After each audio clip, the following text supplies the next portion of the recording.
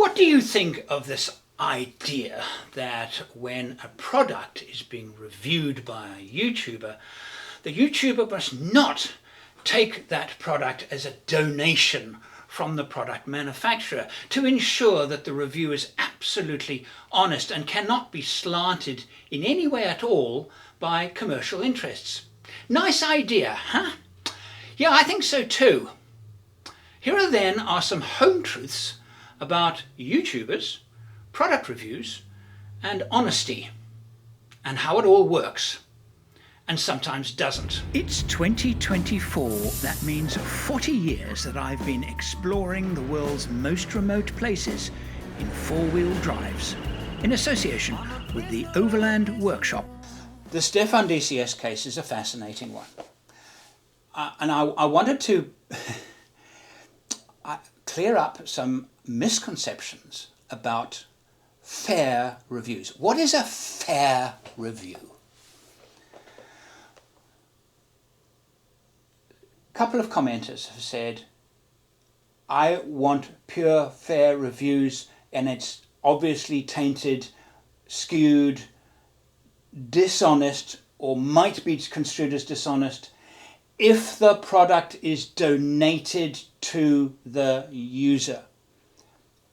I agree, but I'm now going to do some maths so you can understand why this is necessary. Take a battery. So if I was to review, or any YouTuber was to review a battery, but take no, I'll buy it. $800, give or take.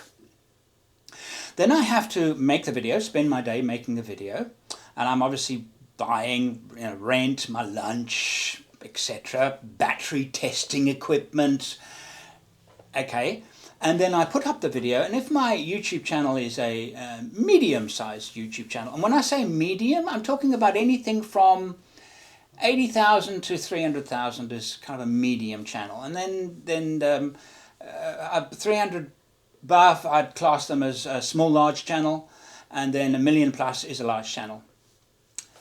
I would categorize them something like that. So let's say a medium-sized channel, and they get 40,000, which is more than most will get.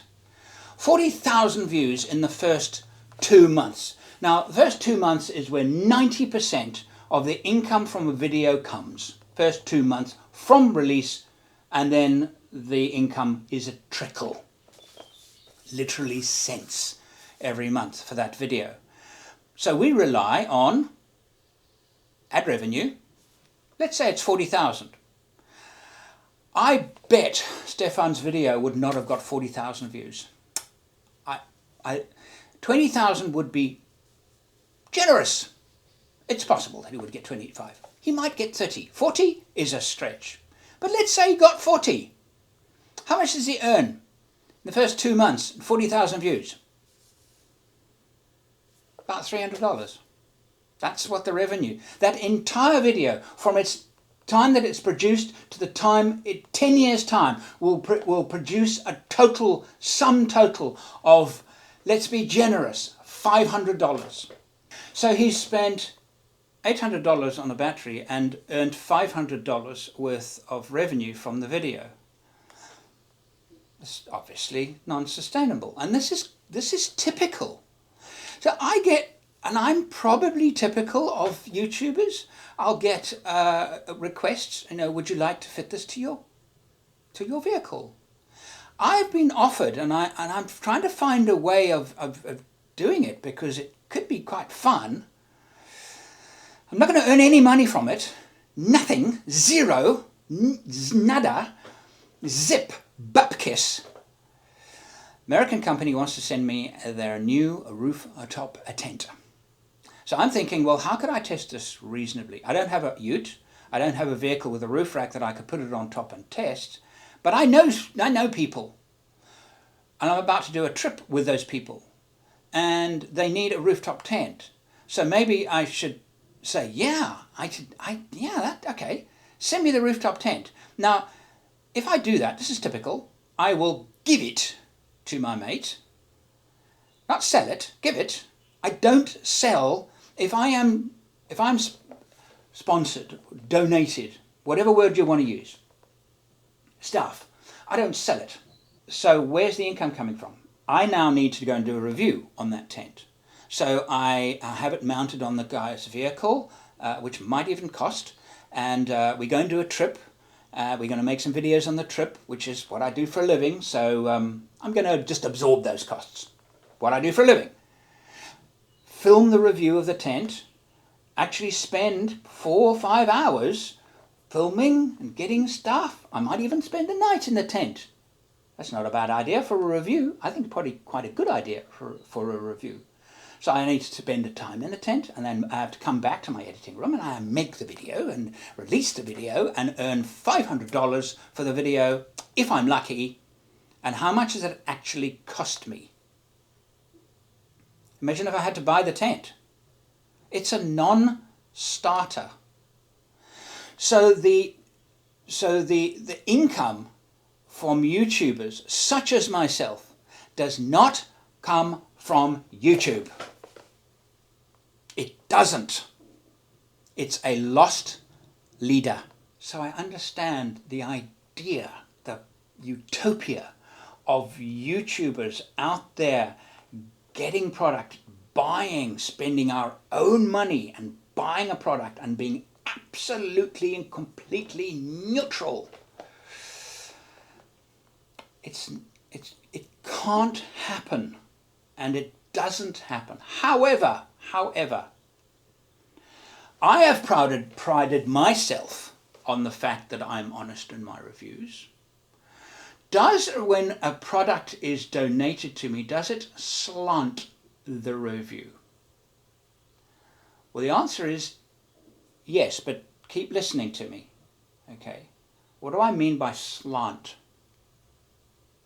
If I find that the product is obviously just what? I'll contact them and say, is this normal? And very often they'll say, no, what are you talking about? And then I'll clarify that in fact it was a faulty product. Okay, word here to anybody. Watch my Africa videos. The stuff that was put in, there were a few things. Not most of the stuff worked brilliantly. I must say that. But there was one product that was put onto my Africa truck that was unbelievably bad. I mean, not just catastrophically awful. I just said, look, I just showed it to the camera. I'm sorry. I decided that this isn't just, if there was no question mark, it was shockingly badly designed and appalling level of quality control and ugly. However, I will think about it. I don't want to discourage new people in getting into their 4x4 industry and developing products. I don't want to discourage them. I want to encourage them. I don't want to discourage them by just panning a product. I'm sorry, I've digressed. What I meant to say was, if you are a product manufacturer thinking about approaching YouTubers and giving them products for a review, 2 things. Triple check your product before it is sent to them.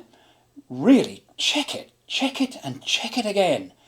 And more importantly, as importantly, be confident that your product is a good one. Be very confident that it is a good one. Because if you are not really confident about your product, do not give it to a YouTuber. Spend your ad spend somewhere else. Traditional advertising, magazines, etc. Not YouTube reviews. Because actually, YouTube is a fantastic place to get honest, unbiased reviews of products. There's no questioning it. I remember panning the ARB tire deflation sensor thing. It's a terrible product. I didn't have to think twice about it because, well, it's ARB. They should know better. I mean, most of ARB's products I regard as very high quality. This was of extremely low quality. If somebody comes to me and says, here's a product for you to test, I'll give you an example. I slept for the first time in my Headspace camper, and my Headspace camper side awnings that go around it were clumsy and awkward to fit. I didn't say that in my review. Why? Because I called the owners and said, I'm battling with this. They sent me a video. Actually, it's not difficult. So I didn't jump to a conclusion. It was only difficult for me because I'd never done it before. First time. And I thought, this is really awkward. And I kind of fought with it for 15 minutes and didn't get it erected. Then I got the video. Up it went. Wasn't difficult. I will respect, and I think most YouTubers are the same, respect the wishes of the company that is donating the product, because I think that's the right thing to do. But I'm not going to lie. I'm not going to report something that's good just because they gave me the product. And I think I think most YouTubers are like that. Unless it's a commercial operation. And in a commercial operation, things are very different. What do I mean by commercial? A television show in Australia, 4x4 show, is funded by commercial concerns, i.e. product placements. The product is given to the crew. The crew will use it and will not, if there's something bad about the product and it's not well suited to purpose, then they're not free to say so. Or let's put it this way, they're less free to say so. I don't believe these guys that do these serious off-road trips and make a great show are led by the nose by product manufacturers. They do have their favourites and they are genuine about it. However, television says, if you want to be on TV, if you want this slot, we will sell advertising and we will sell product placements. Product placements cost a lot of money. For an average manufacturer of kit, you're talking 15 grand just to appear on the show, straight up, plus product. It starts around there. Let's put it this way, if it's not 15, it's 10, and if it's not 10, it's 20. It's a considerable amount of money and the product. For YouTubers, I don't take money for reviews at all. Because that money, it's a different story. That money could easily bend the truth about a review on a product. It has the power to bend the truth. Simply somebody taking a product for free, how much power is that? And the reason for it is that product donated to a YouTuber does not pay the bills. It's not income. It's material for content. So why would I think about getting this rooftop tent? Why? What gain is in it for me? Well, I could give my friend a tent. He's about to go and buy one. This might even be a really good one. I can give him a tent. I get to make some content. That's my business. Is it profitable? Well, it's actually only profitable for one reason. I'll get back to that now. I like testing 4x4 products. That's the main reason why I'm doing it. So I get the tent, I put it on the car, we do a test, and it's content. And I don't earn money from it, but some comes in, and that contributes to the coffers. The things that contribute to the coffers are the other things. Now in my case, it is, and I have a lot of things. I have the Overland Workshop, which is my university for overlanders. I've been doing it for 40 years. I'm about to go to Mongolia, okay, which will be my 22nd country that I have done overlanding in. It's a university where people that are very serious about overlanding can find and find the best possible information and guidance and inspiration for going overland, no matter where in the world you live. And it is built by myself and Paul Marsh. And we have guest lecturers like Heine Kleiman with his electrics and Gwyn with her food prep, dehydration, and etc. for packing overland trucks. That is a very important part of my income. YouTube works as a conduit to send people to these other projects. Be a filmmaker, for example, is another. Those of you who know my work well, when I go on a trip, I love to tell stories, film, photograph the wildlife, the countryside, the culture, its people, and I tell stories. And I've been doing it for a very long time, so I consider myself quite good at it. I have made documentary films that have been broadcast on Discovery Channel. I have this experience. I had 16 years in broadcast television, editing television commercials. I won 6 or 7 international awards for my editing. I edit well. It's probably the thing I do best. I don't teach much technical stuff, and because if you want to find technical stuff, you will find film schools all over the world. And mostly they teach technical stuff. They don't teach storytelling. They'll say storytelling, and then they'll teach you about a gimbal or a track, how to do a smooth track. Never, why would you do a track? Why? How does a track moving the camera help the story? The point is that the equipment is secondary. It's not primary to telling good stories. I do that. Patreon. All of you are familiar with the channel, know that I generate my income through Patreons. Example, my Africa trip cost me, out of my pocket, my expense, airfares, etc., fuel, just over 12,000 Australian dollars. How much will I earn from the video releases on YouTube? In total? 2. Maybe. The money's got to come from somewhere.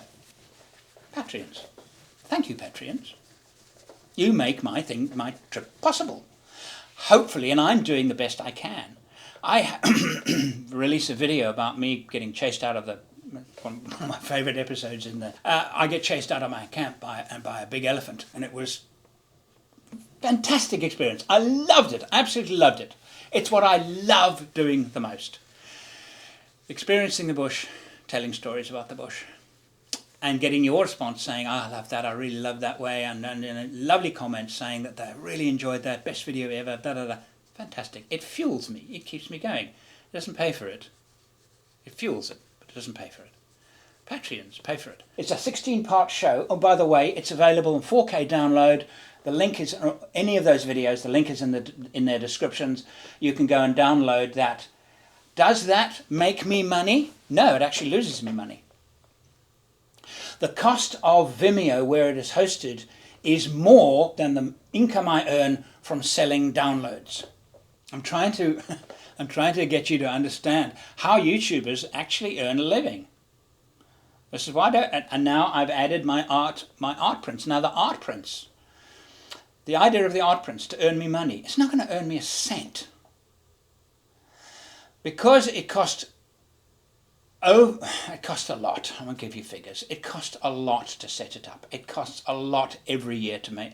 The reason why I did it is because I love photography. It's a love affair. If it can break even, I'm chuffed as anything.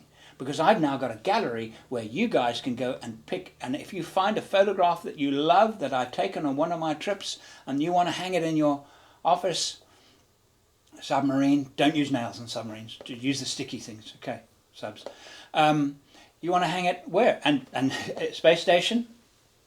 Definitely not nails, okay? Just warning you there. You can. Is that to make money for me? No, it costs me money. But it's part of a passion. So when you comment on the DCS issue with Stefan, please understand that he's a YouTuber. He's not dissimilar from me. He probably has other... That's why I had to go the GoFundMe route to pay for the defence of this ridiculous accusation. Where else is he going to get it? Now, he's earned and generated a lot of money for this because the general public are passionate about free, honest reviews. Free and honest. How on earth do those things work together? You can either have it free or you can have it honest. You cannot have it both ways. So, if you want free and with no chance of slant or bias because products are donated to the YouTuber for a review, then you're going to need to pay for it. How do you do that? You support YouTubers on their other fund-generating projects. That's how you do it. One can argue that there are some YouTubers that can and do buy everything they review, but have a look at their numbers. In my estimation, a channel like mine would need to have subscriber numbers of 800,000 plus to be able to do that, and instead of videos earning, $500, they would be earning $10,000 because views wouldn't be at 40,000, they would be at 400,000. To wrap up, when you talk about free stuff, it's not free. All right? When a manufacturer gives us a stuff, it costs them the money that they would earn by selling that. That's their cost to them. Plus shipping and all of the other stuff if they're sending it, which they normally do. So it is costing them. What are they getting in return? They're getting for some publicity. So they put it to marketing. They have a marketing budget. They don't call it donation. They don't call it give. They don't call it free. They call it promotional. That's how they categorize it. We as YouTubers get it in, and we cannot convert it to money. It represents no money in itself at all. And then we use it in our bills, and if we find the product is really good, like I do, for an example, the batteries I use, I'm not even going to mention them here. They've served me extremely well, and I'm still working with them today because those batteries have performed very, very well. And guess what? When I call them up now and say, I've got another project, they say, what batteries do you need? They don't even ask. They don't even ask what I'm going to do with them. They don't even insist that I do a review of them. Because they know. If I fitted the batteries and I keep coming back for more, I'll get a mention every now and again. And you know what happens when that happens? Their phone rings. And they sell more batteries. It is the cheapest bang for marketing buck imaginable. And that is why in this 4x4 industry, there are so many players who are very, very small family businesses do really, really well. Travel Buddy is a perfect example. A great little product that is now copied and sold, and it's a shitty copy. The original Travel Buddy is far better. And why would you not want to support an Australian family, especially if you live in Australia? Why would you not want to support an Australian family? Why would you want to save $8 and buy a copy? Why? That ticks me off. So when I adore my Travel Buddies, and I phone the guys from Travel Buddies and say, oh, got another build. They say, what do you want? It's on its way. They can't send it to me fast enough. And I can't wait to receive it fast enough because it's a fantastic little product.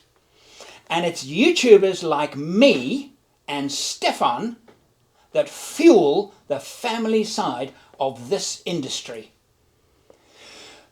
Because we take these products for free and we fall in love with them and we keep talking about them, and these businesses thrive and their families thrive, and the 4x4 industry and marketplace thrives with it. Until next time, thanks for watching.